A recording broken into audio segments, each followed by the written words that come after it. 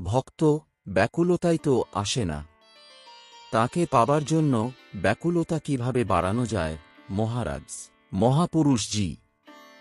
ব্যাকুলতা বাবা কেউ কাউকে শেখাতে পারে না, তা আপনা হতেই আসে সময়ে। ভগবানের জন্য প্রাণে যত বেশি অভাব বোধ করবে ততই হৃদয়ে ব্যাকুলতা বাড়বে।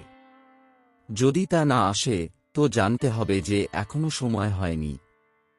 মা জানেন কোন ছেলেকে কখন খাওয়াতে হবে। মা কোনো ছেলেকে হয়তো দেরি করে খাওয়ান, তার কি যে কারণ তাও তিনিই জানেন। প্রভুই মা, তাঁর উপর সম্পূর্ণ নির্ভর করে পড়ে থাকতে হবে। তিনি তো আর জাগতিক মায়ের মতো নন, তিনি অন্তর্যামী।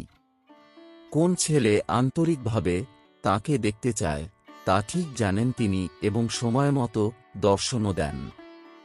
খুব ডেকে যাও, খুব তাঁর নাম করে যাও, তাঁর উপর সম্পূর্ণ নির্ভর করে পড়ে থাকো, যখন যা দরকার তিনিই সব দেবেন।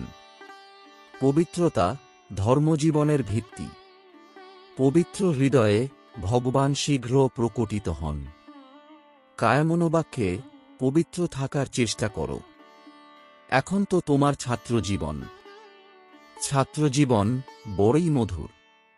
ঠাকুর পবিত্র হৃদয় ও বিষয়বাসনাহীন ছেলেদের খুব ভালোবাসতেন। যাদের মনে বিষয়ের দাগ লাগেনি তাদের শীঘ্র শীঘ্র চৈতন্য হবে।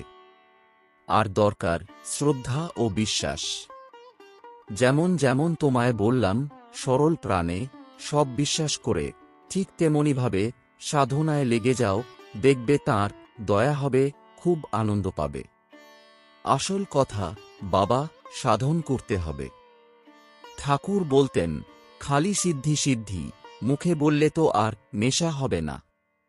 সিদ্ধি আনতে হবে, পরিশ্রম করে ঘুঁটতে হবে, খেতে হবে, তবেই নেশা হবে। তেমনি ভগবানের নাম করো, তাঁর ধ্যান করো, তাঁর কাছে প্রার্থনা করো আন্তরিকভাবে, তবেই বাবা আনন্দ পাবে।